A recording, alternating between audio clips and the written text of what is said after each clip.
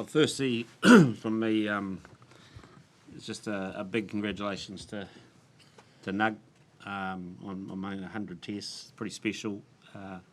It's kind of cool. There's another fella over there who's played 100 as well, but he's the 10th guy to play 100 tests for the All Blacks. He's been an amazing contributor to our team on and off the park, and it's pretty great that he actually was able to celebrate with a victory on Eden Park. So, just on behalf of us, Nug, acknowledge an amazing achievement, and may there be many more.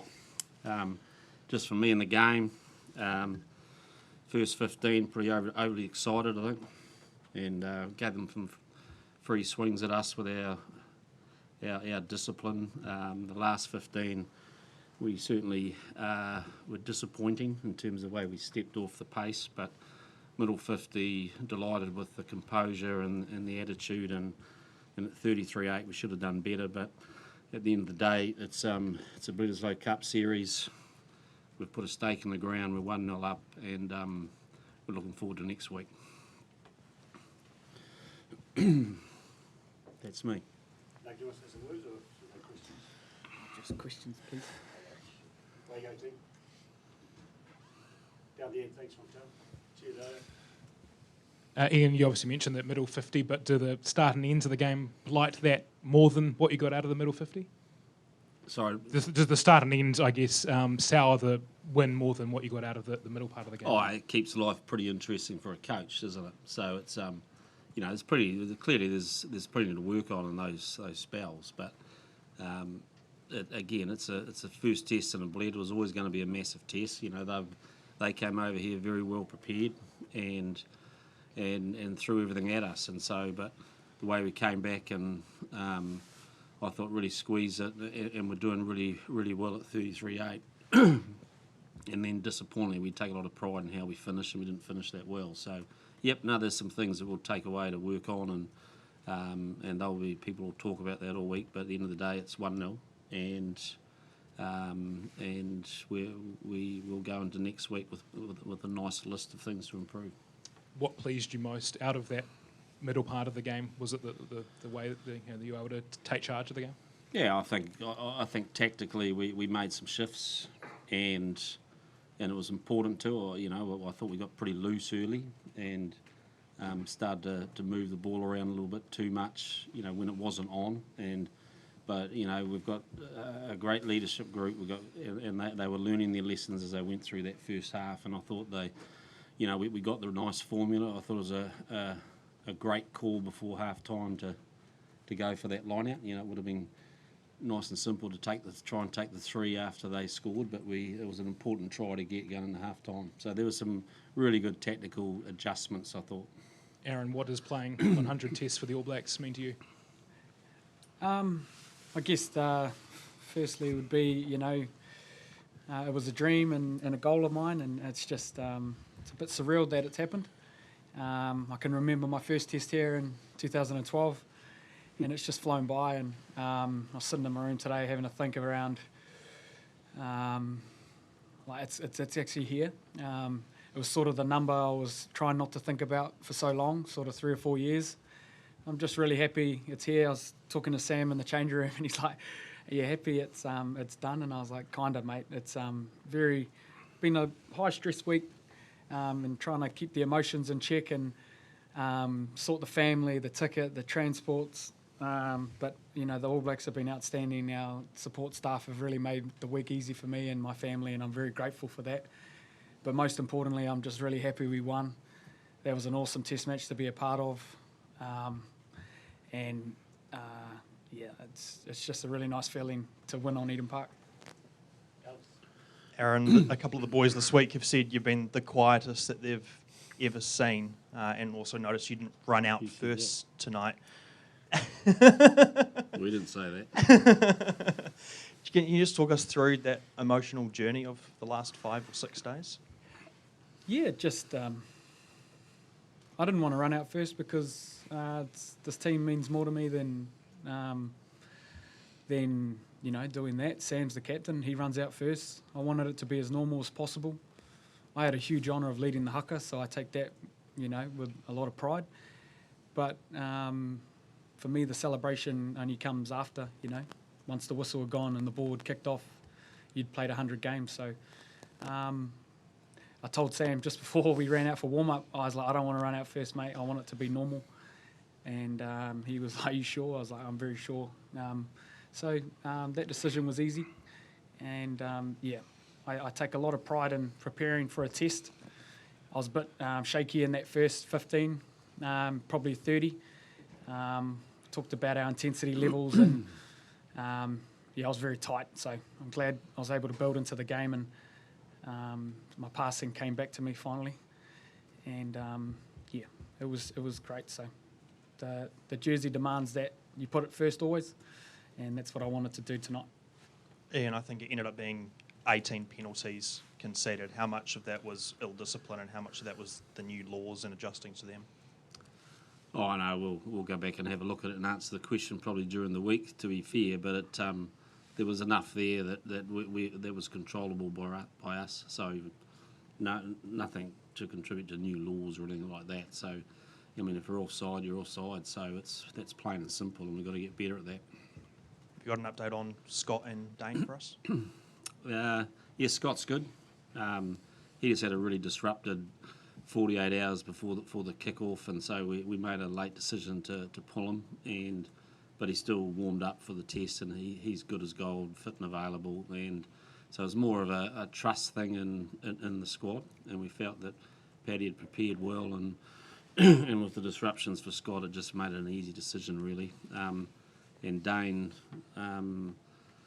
we basically the bus was late for the game. We got stuck in traffic, and we probably had a quicker warm up than what we needed. And his calf's just tightened, so we'll have a look at that next few days.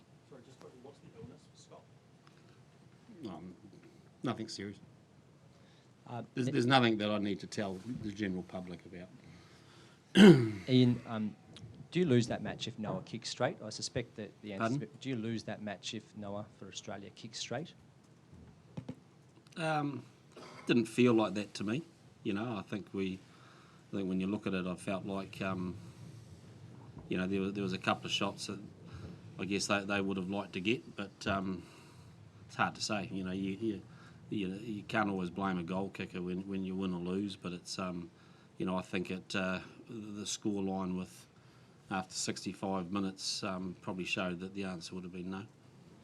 I mean, one plaudits for his performances during the France tests, 2 for 7 tonight. Is that the Eden Park effect? Is that what this place, when it's rocking and rolling with 47,000 people, can do to a player? Yeah, I've got no idea. You know, I don't really spend much time focusing on their you know, how they approach it, but you know, he's a fine young player and played well, and things probably didn't go his way today, but happens. Sam, over here.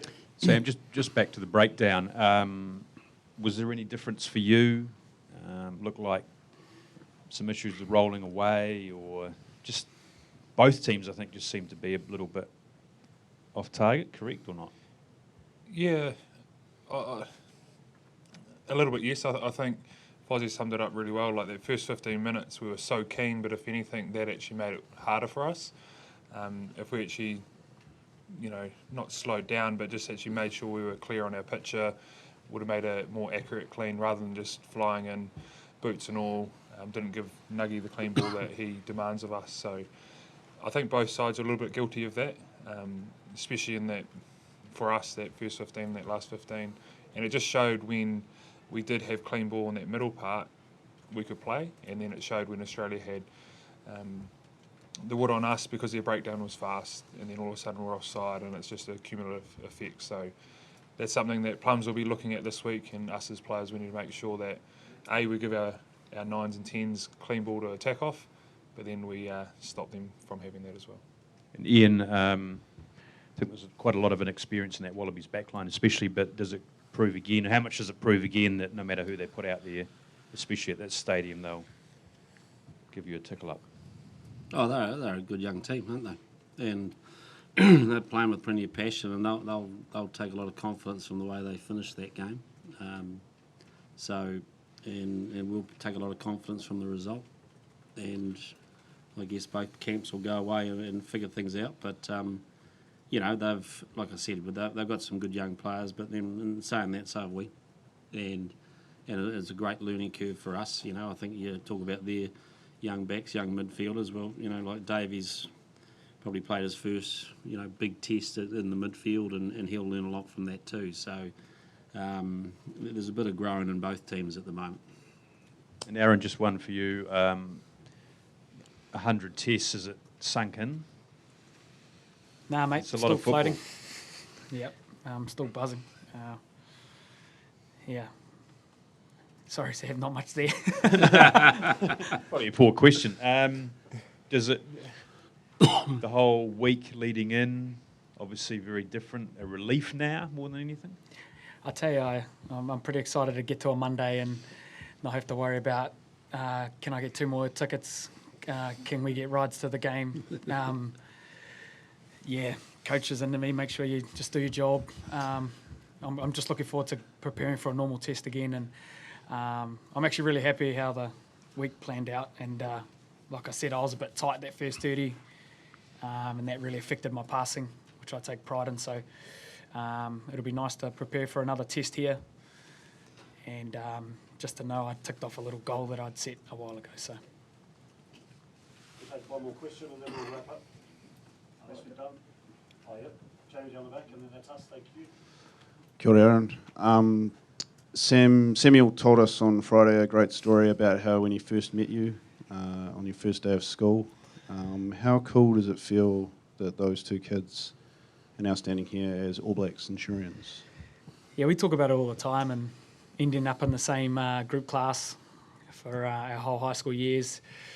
It's pretty surreal, you know. I always knew Sam was going to make it, so he was the schoolboy star and the man, and you know, I can't believe I even said that. But it's true, and you know, he. No, it's his stage. Yeah, I know. But yeah, it's surreal, mate. From little old Fielding, I remember it was actually the what do you call it, the open day, and we were both year 8, and I yelled out, I was like, "Are you going to come here, bro?" And he's like, "Yep." And I was like, "Sweet, see you next year."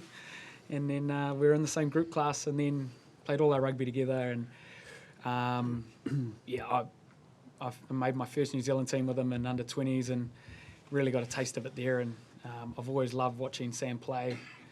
I was really proud of him when he made the All Blacks in 2010. I was really proud when he won the World Cup 2011. And the longer my career went, I was like, it would, you know, be pretty cool to try and reconnect. And now we're the 2 old heads in the team, and me, him, and Colsey. And they call us Koro or Grumpy or all that stuff. But you know, Sam's a real inspiration for me. He's a great leader. And in the last couple of years, being a captain at the Highlanders, I've really lent on Sam. And even the show, The Class of the Man, the week of the final versus the Blues, for their team to miss, and then him to ring me on the Sunday to give me tips, is a real, you know, shows the true worth of the guy and our friendship. And you know, he's a great captain and someone I aspire to be like, and just grateful for our friendship.